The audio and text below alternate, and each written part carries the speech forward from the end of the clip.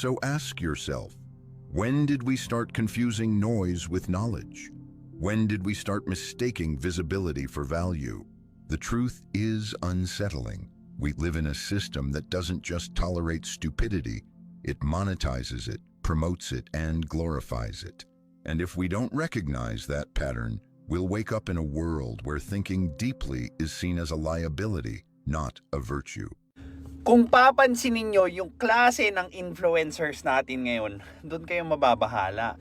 Kumakain ng semento na kung ano-anong dumi para lang sa views. Shocking, yes, but walang laman. Yung mga mamaro na political vloggers ko, no? And then yung mga taong nagki-criticize ng mga bagay that they do not actually know anything about. Dunning-Kruger vloggers, kumbaga. And people forget na salat tayo sa kaalaman ngayon because 90% ng mga tao sa Pilipinas ay functionally illiterate. So umaasa ba sila na bubuhatin sila ng 10% ng mga Pilipino? And the worst, nakakaboto sila. Where intellectual life becomes a relic of the past, where the shallow don't just survive, they win. But here's where things get darker. Stupidity today isn't just tolerated or celebrated, it's carefully crafted. We've entered an era where ignorance is no longer a disadvantage, but a calculated strategy. The rise of the dumb but rich persona isn't an accident, it's a formula. It's a performance designed to appear relatable, harmless, and entertaining. And the rewards are massive. Pansinin nyo, wala nang values yung mga tao ngayon. Ang values na lang na meron sila pera, pera, pera.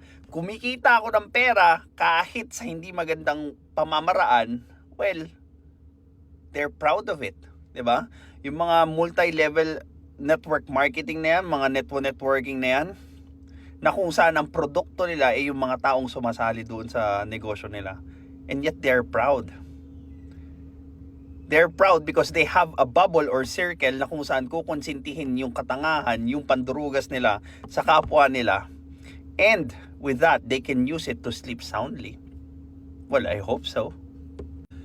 Wala nang lalim, wala nang meaning yung buhay ng mga tao ngayon. As long as mayaman ka, regardless kung saan galing yung yaman mo, paano mo siya nakuha.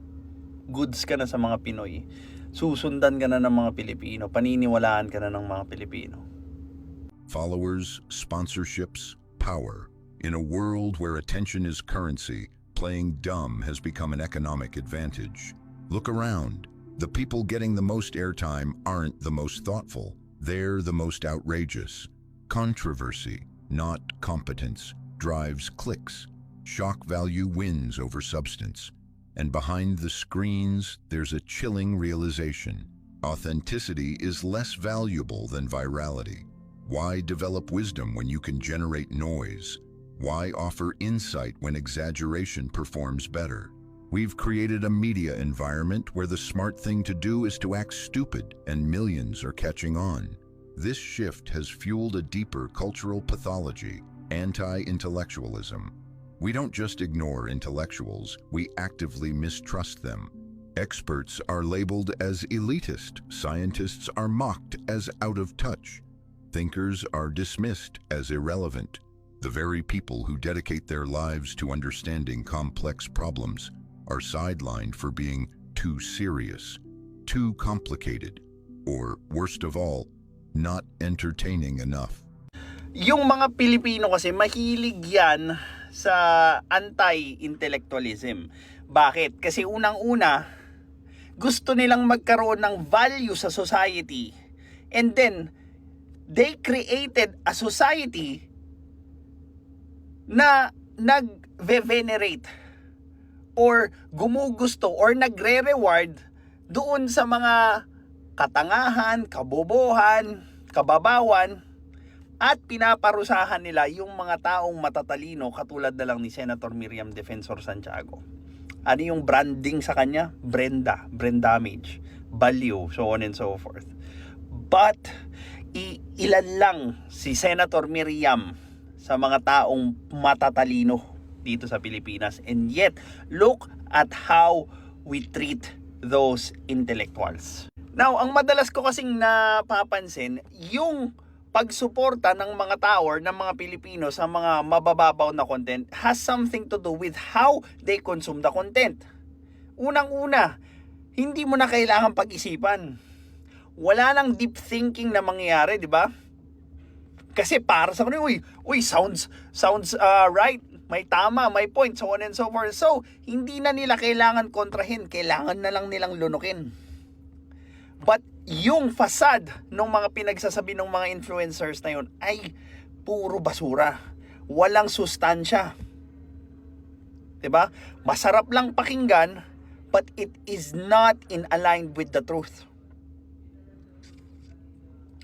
Napaka-superficial. Pangkababawan lang.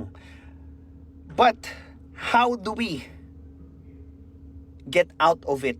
If yung mga tao na sumusubok, bigyan ng sustansya yung mga kapwa nila is being labeled as elitist. As sobrang talino. Diba?